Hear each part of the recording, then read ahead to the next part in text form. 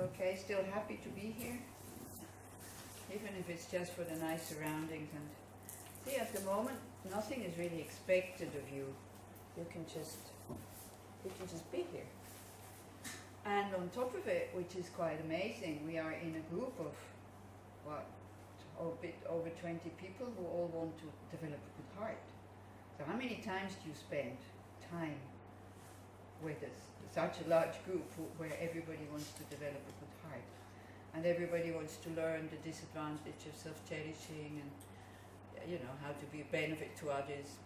Not so often, I think. We're in a group where we don't have to worry about being hurt or harmed, or still it happens sometimes because things are being said that maybe are hurtful, but I don't think that's the rule in general.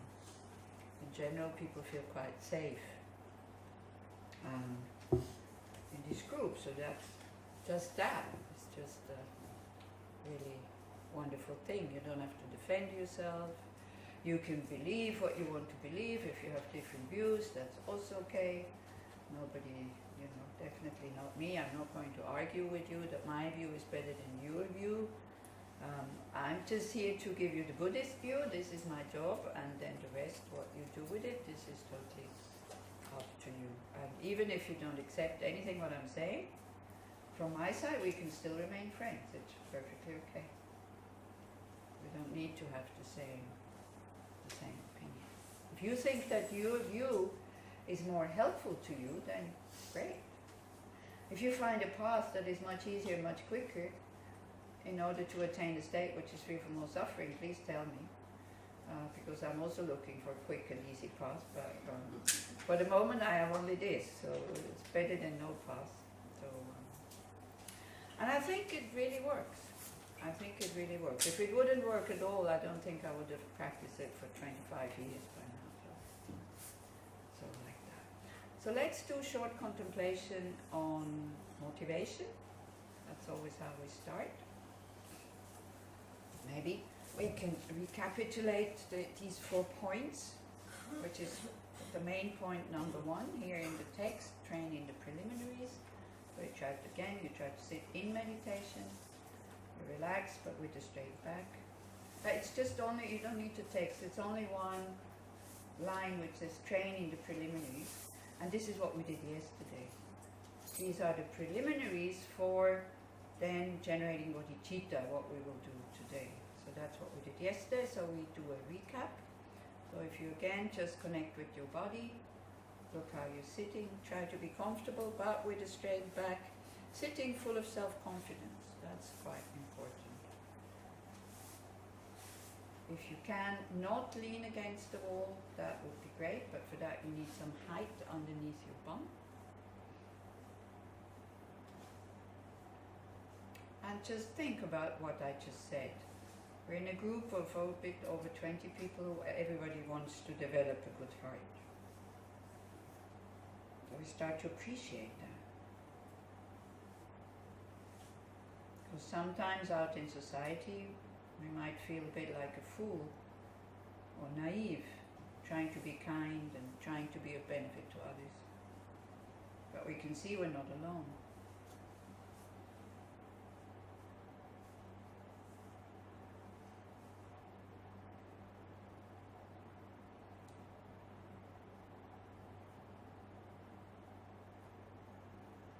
And you can just appreciate 1 minute of just being present. Not having to figure out any problems, not having to make any plans, just being here. If the mind goes into the past or in the future, just bring it back. And if you have meditation practice, technique, then you use that one. Either the breath or the nature of your mind or the content of your mind.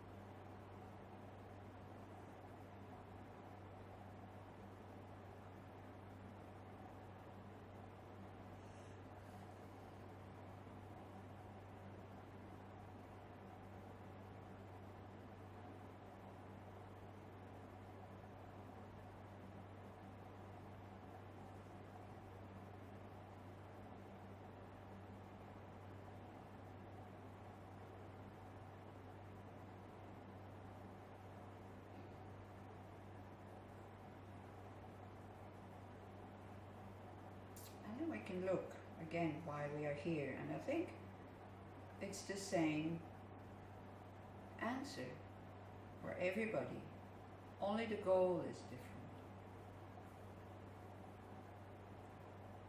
But we're here because we want to have less suffering, less confusion, less frustration.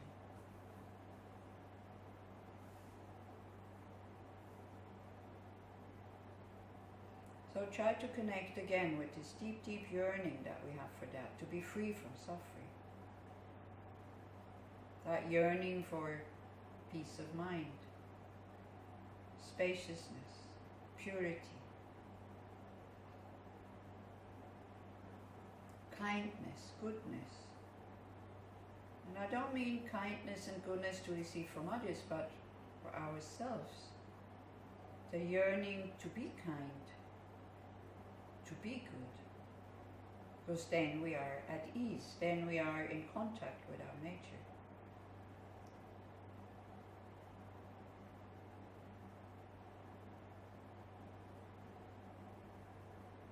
Every being has that yearning. But not every being has a path in order to fulfill it.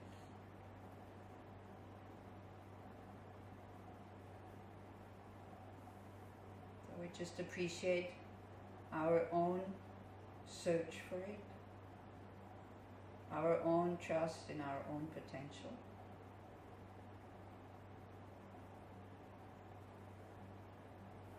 The people around us that are doing the same thing, and especially the Buddhas who have found this path, who have practiced it and who have attained a state which is free from all suffering. So we don't really need to have more happiness, we just need less suffering. And then the happiness comes, because that is the natural state of the mind. Relaxed, joyful, spacious, pure, good and kind.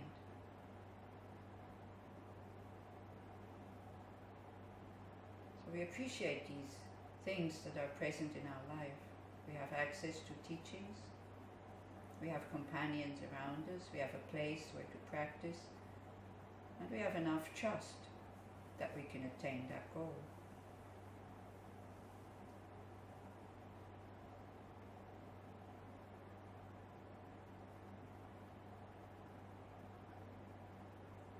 So we have all the things that we need to start this journey. Then in order to make good use of it, we have to be aware that it will not last. Because death is definite. The time of death, I don't know, and even before death, I can lose my interest. All of a sudden, maybe there's no more teachers, no more teachings, or it is dangerous or forbidden to do these things where I am.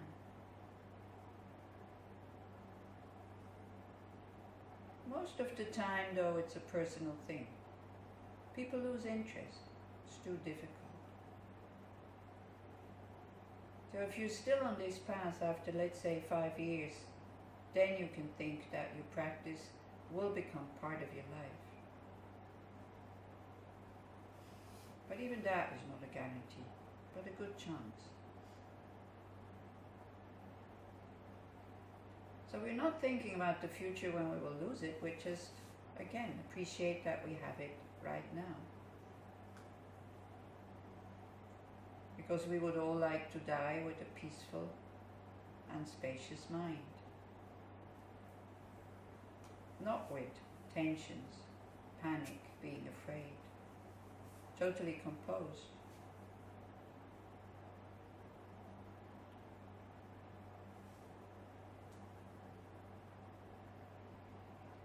So then we look and we see that even though our existence is incredibly good compared with others, still there's a lot of shortcomings.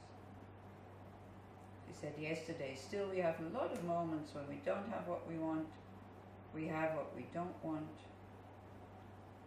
we lose the things that we are attached to, and we have too high desires that we cannot accomplish. is uncertainty, a lot of disappointment, a lot of frustration, because we don't see the nature of our existence as being impermanent, in the nature of dissatisfaction or stress.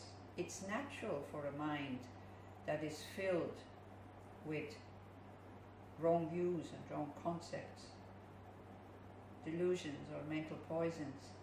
It's natural for such a mind to have stress and to suffer.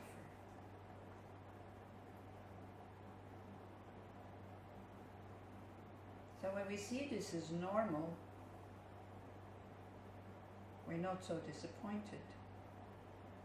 We start to live with this uncertainty. We're more awake, we are more aware. And we start to live with this fact of impermanence, means we enjoy the things while we have them. And not only when they're gone and then we start to regret that we did not appreciate them.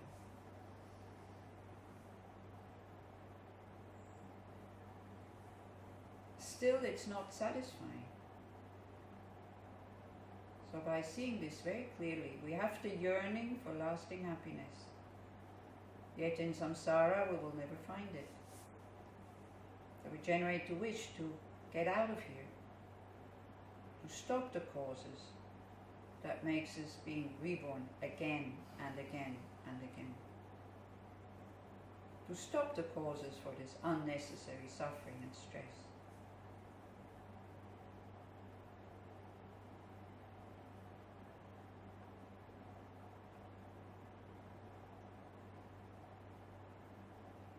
So then again you come back to your own motivation. Why are you here? Can be just to have a little bit less suffering. But it can be that very high goal of liberation from all negative emotions. And if you have heard Mahayana teachings before, then that motivation goes even further. It is to attain full awakening, to benefit all sentient beings.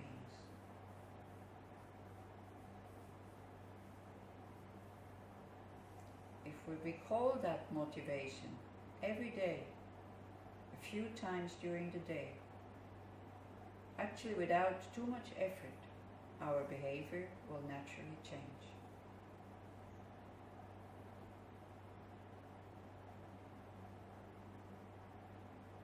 Then we know we can't do this without instructions, without methods. So as a Buddhist, you would take refuge in the Master, the teachings, and the people who are practicing this, the Buddha, the Dharma, and the Sangha in this case.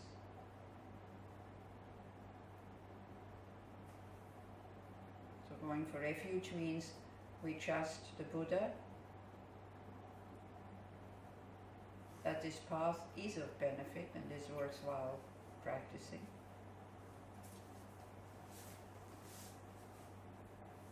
Because we are afraid of being stuck in samsara. So we go for refuge to the Buddha, the Dharma, and the Sangha until we are enlightened. In order to benefit myself and all other sentient beings, may I attain the state of Buddhahood by practicing the 6 perfections.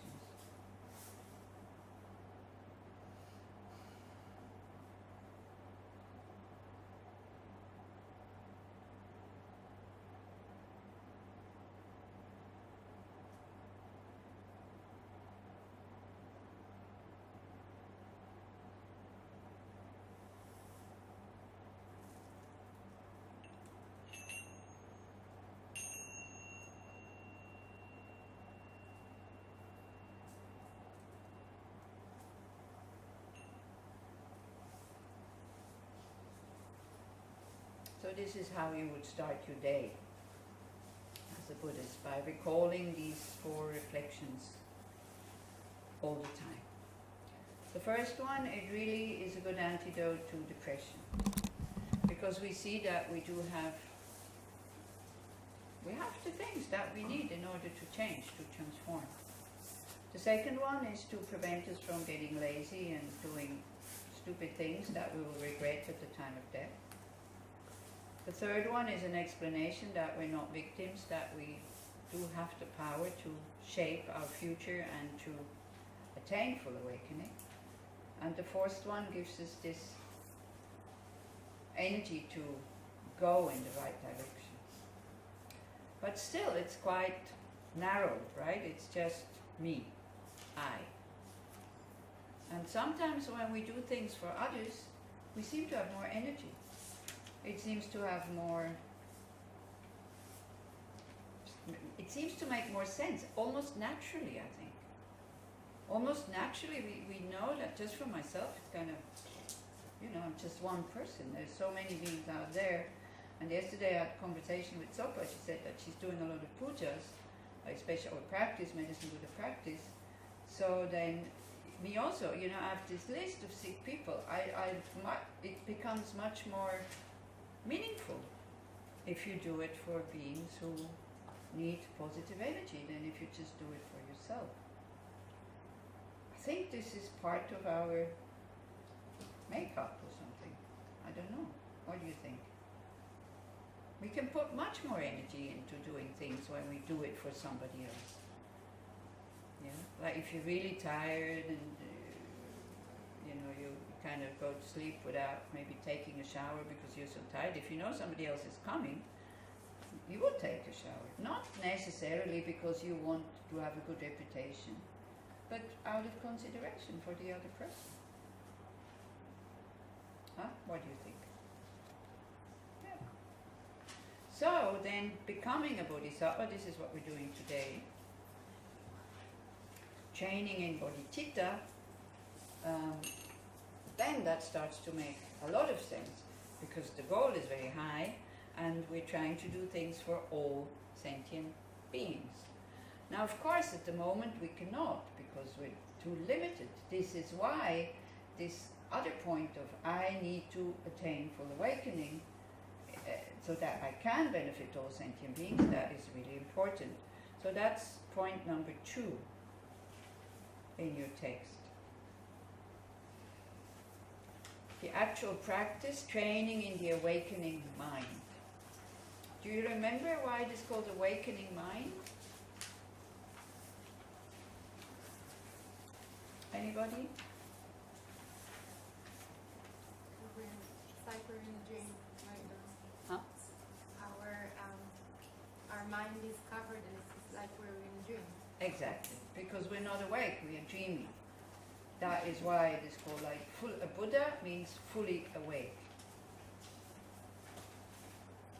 In a dream, things happen in your mind, there's a story, you participate in it and all this, but it's all produced by the mind. It's not produced by, there's nothing happening outside. So, for a Buddha who is fully awake, it's the same thing. They see the way things are and not just stuck in projection, like us. Projections that are very much flavored by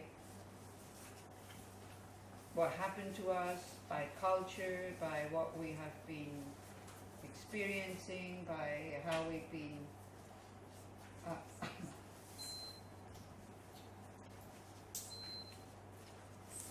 I think it takes a while for it to shut down, actually. It goes beep and then it will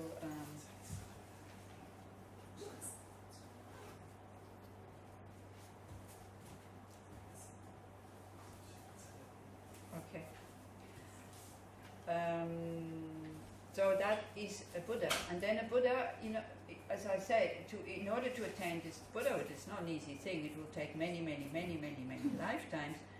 And as we go along in these lifetimes, we practice what is called the 6 perfections. The 6 perfections which are actually the activities of a fully enlightened being. So if you know, it's not that you realize emptiness and then whoosh, and you have all these skills of a Buddha. This is why, as a bodhisattva, we need to practice these 6 perfections. So by practicing mind training also, some of the perfections are included, like for example, Point number 3, I think, transforming adverse circumstances into the path to enlightenment, is the third of the 6 perfections, like patience. So, transforming these adversities, instead of running away from them, you practice patience. Generating bodhicitta, I would say, is already the first of the 6 perfections, which is generosity. Like there's these 3 generosities of giving material things. This is the one we know. This is the one that we have the most problems with. The Tibetans say this is the easiest one. For Westerners, this is the most difficult thing to depart with. It's quite amazing. We in the first world, who have so many material things, we are the ones who have the most problem to depart from these things. We're the most stingy. We're the most kind of protective. Because why? Because we don't know any other happinesses than having. We're very dependent on these things.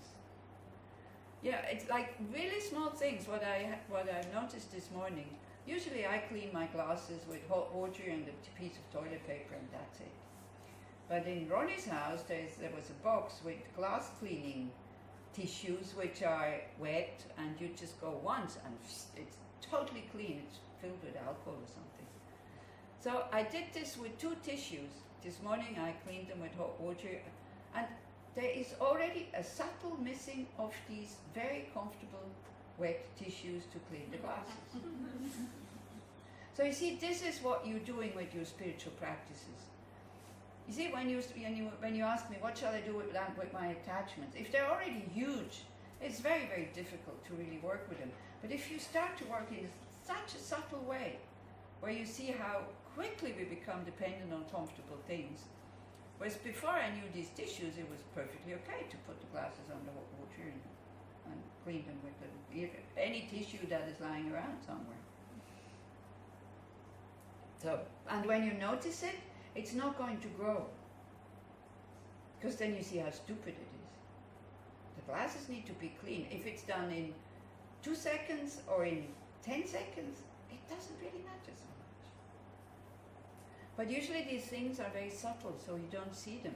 And then these attachments and dependencies on comfortable things, they develop, and then they become very strong. And that creates then a lot of fear, because attachment creates fear, the fear of loss, the fear of losing. And something I forgot yesterday about attachment, an antidote, is thinking about impermanence. It will not last. It's also an antidote to suffering, by the way. It will not last, because at one day you will die. If you have suffering in the body, one day there will be death, and that suffering is finished. So like this. So the actual practice of training in the awakening mind, point 2. So there's point 2a and point 2b, because it talks about 2 bodhicittas. There is 2 times 2 bodhicittas. There is, for example, here what he means is ultimate bodhicitta and conventional bodhicitta. So ultimate bodhicitta, I talked about this the first evening already a little bit, deals with nothing exists the way that it appears.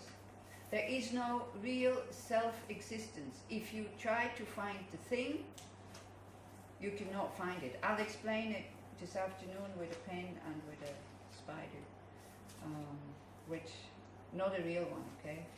It's a plastic one, so don't be afraid. So kind of everything is empty. Nothing exists the way that it appears. There is no real self-existence. The danger there is that you go too far and you go, okay, then nothing exists, so what do I care? I can do whatever I want. I don't need to make any effort. I just need to realize emptiness, that nothing exists. And sometimes people who have borderline sickness, they come to see me and they say, they're quite serious, they say, I think I realized emptiness because I don't feel myself. And they just, you know, when in their very bad phase, they just totally float. They would die, they wouldn't care. But this is not a realization of emptiness. Realization of emptiness, you care very much for yourself and for other people, but not in a sick way. For example, you care for yourself because you want to be healthy in order to be able to benefit others. Do you see what I mean? Emptiness is not nothing matters. So sometimes, because again, if you know about emptiness, it's much easier to develop bodhicitta, because otherwise, bodhicitta is compassion, okay? Compassion for all sentient beings. But for it to become bodhicitta, it means we understand now the compassion I have some tools, but it's very, very limited. So I need to grow, I need to do certain steps. I need to alter some views in my mind so that I can be a bodhisattva. Let's forget about the Buddha yet. So I can be called somebody bodhisattva. So that's the first step, to see that compassion we have. If you like somebody, that person is suffering, you have a wish for them to be free from suffering. That is compassion. It's not necessarily the act. It's that mental attitude that will then make you act. And very often what we call compassion is not really compassion, it's pity. We're powerless, we don't know what to do. And then we either turn away from the person or we get depressed ourselves. We cannot bear to see the suffering of others when we can't help. We have this wish to help, that is compassion. But we don't understand that we're not omnipotent, and then it makes us feel bad, and then sometimes we feel worse than the person who actually suffers.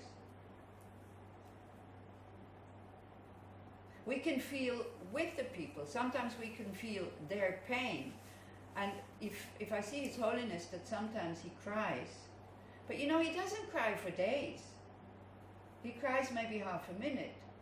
And it's quite dramatic when he does it. I don't know if you noticed it. Have you ever been there when he starts crying? Yeah, so, you know, he teaches, for example, on compassion. There, I think he is more thinking about how wonderful it is that we have this attitude, that we can have the same wish to be free from suffering for ourselves, also for others. I think he's moved by that. And then he cries. Or he cried when he talks about suffering of others, or at one point, he was saying that for Westerners, it's like they're always asking, isn't there a quicker and easier way? And he says, as long as they have this attitude, they will not make progress, they will not go very far. And because he can see our potential, I think, because intellectually, we're more ahead than the Tibetans.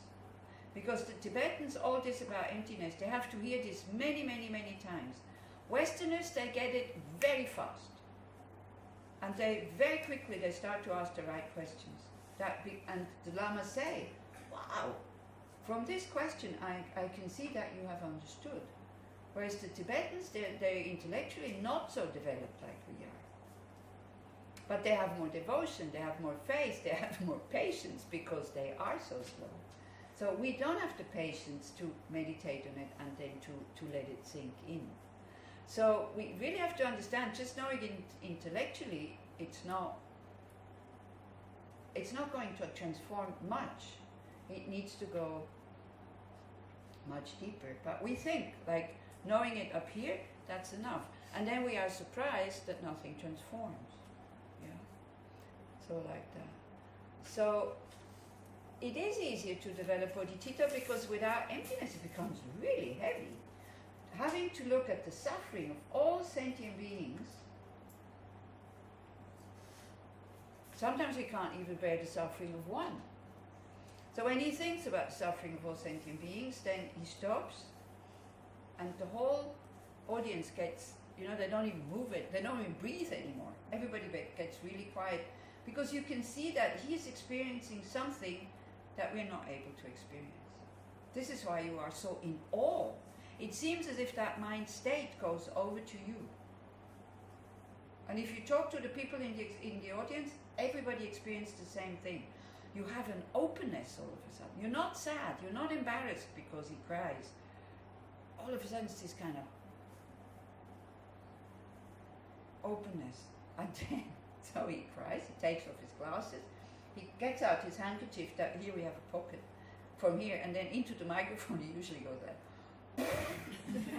he blows his nose and he continues his teaching.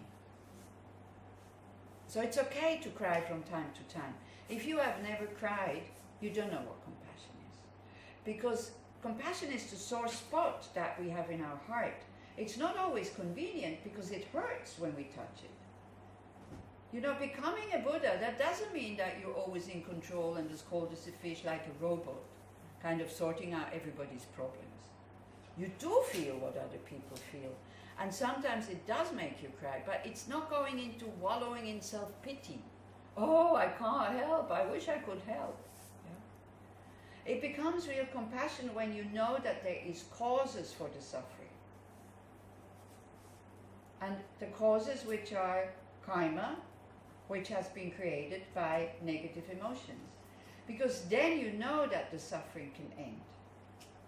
You see, ending somebody's life is not necessarily going to end their suffering. But we think it is, because then I don't see it anymore, they're in peace, they're dead, they'll get a new body. Yeah, but the karma for having had this really difficult and painful body might not be finished. So now also we start to think about this with human beings, but for animals it's kind of self-evident almost that when they suffer too much, then we give them an injection. And we say we put them to sleep. We don't put them to sleep, we kill them. Let's be honest. I don't know what it does to them. I've only been present when one dog was put to sleep.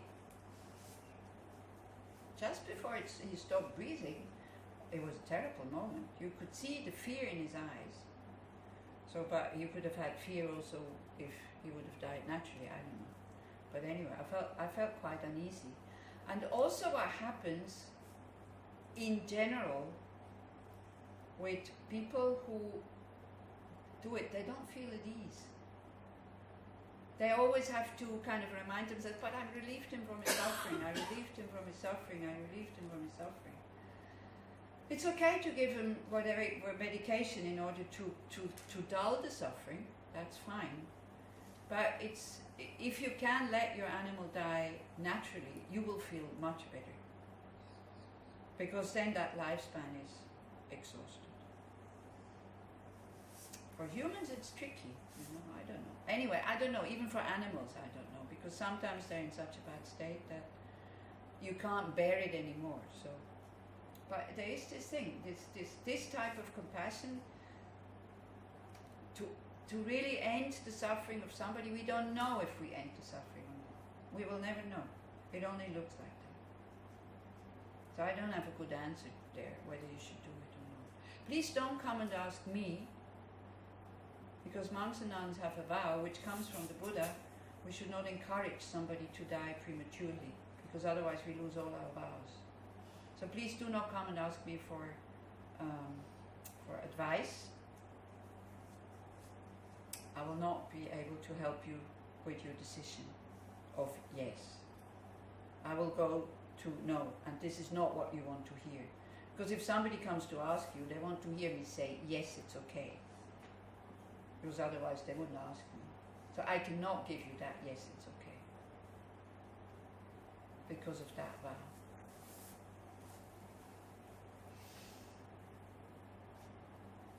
Yeah.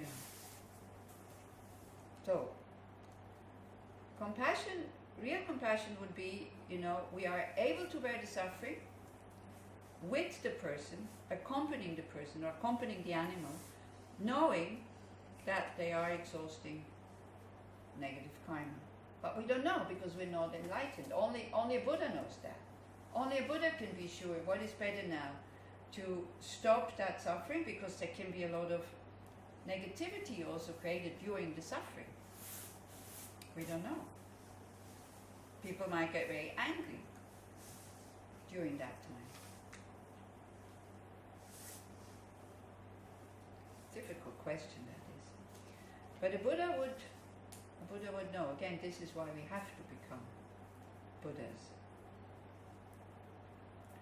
So this is how His Holiness, the Dalai Lama, how he cries from time to time also when the sore spot in his heart is touched. As I said, compassion doesn't always come convenient, because it shows our own vulnerability, which we try to hide.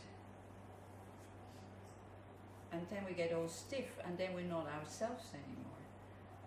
There is now great research about learning how to show your vulnerability, that it makes people happier when they live their vulnerability instead of just hiding it and then getting hurt again and again and again and again and again. So thinking about emptiness makes, I think, bodhicitta lighter, because you remember when we said there's 3 kinds of compassion the first evening? Do you remember that? It's okay, you know, if you're here for the first time, it's totally okay that you don't remember. For the others who heard it a few times, do you remember? The 3 kinds of compassion? Suffering. One from attachment, which is also good things, and the third is from wrong views. You got it somewhere else. You're talking about somewhere else. I mix things. You're guessing, that's good. Be courageous and guess. That's a very good way to learn. It's much better than to just freeze and wait until somebody gives the answer. It's okay to guess. It's a good thing. Because that's a very good way to learn. This is where discussion comes from also, that we discuss and then we say things and somebody maybe says, oh, not like that.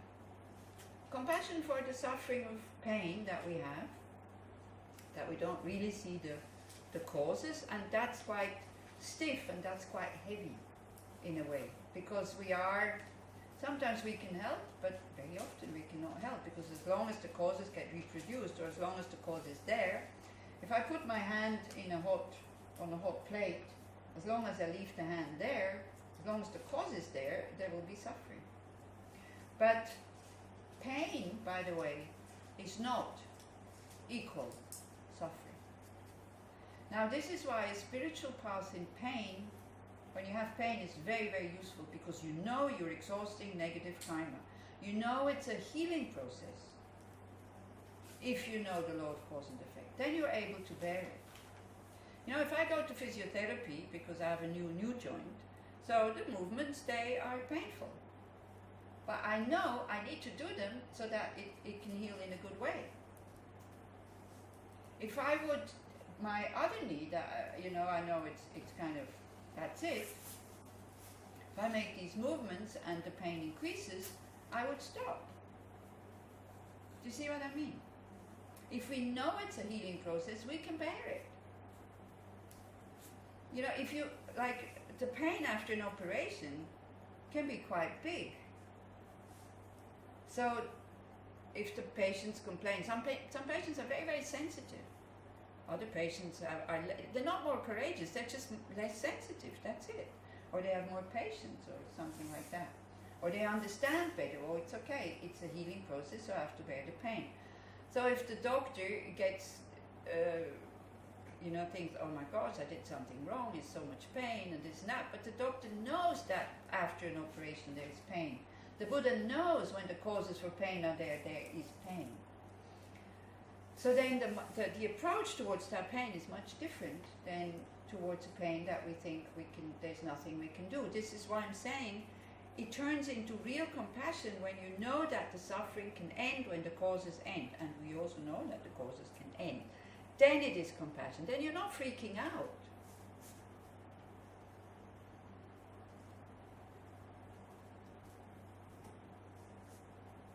So this is why sometimes, like for example, in this text, in the original text, the teaching on ultimate bodhicitta about emptiness comes first.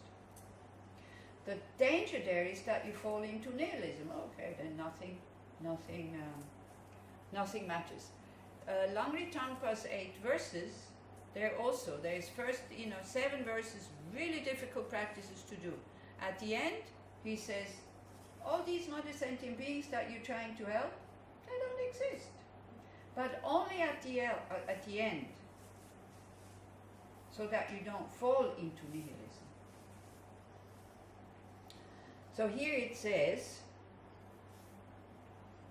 point A is how to train in the ultimate awakening mind. Point B, how to train in the conventional awakening mind. And then there's a little text. So it says, according to most of the older records, the training of the ultimate awakening mind is dealt with first.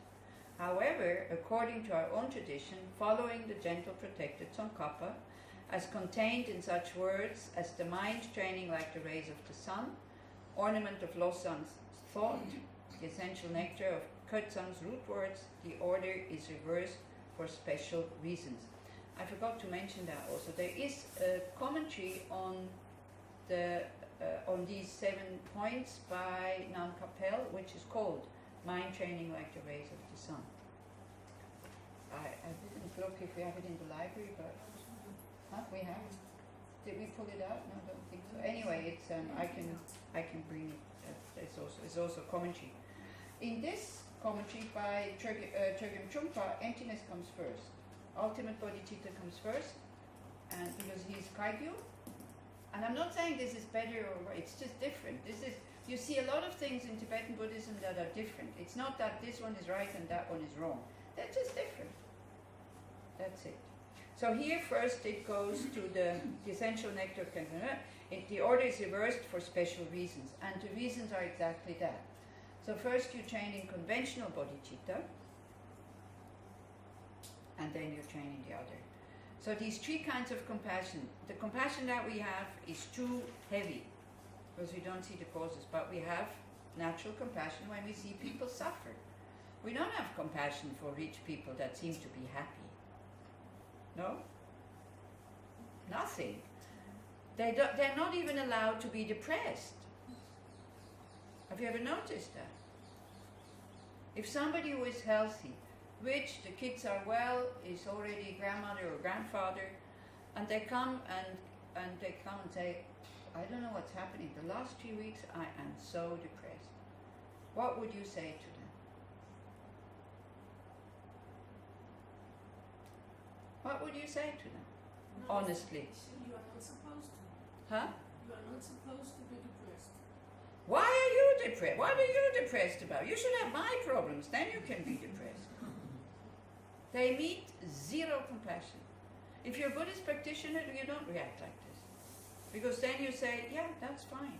Because being healthy and being rich and having a lot of friends and having grandchildren and children, it's not the real cause for happiness. It can be a basis for happiness, but it's not the real cause for happiness.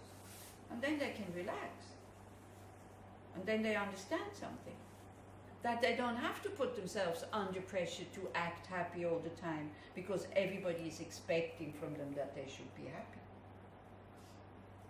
You're not allowed to be depressed when you're rich. Terrible. Zero compassion. If somebody comes who has lost an arm, then we have compassion. If somebody comes who has pain in the body, then we have compassion. If somebody who can't pay the bills or the partner has gone off, then we have compassion.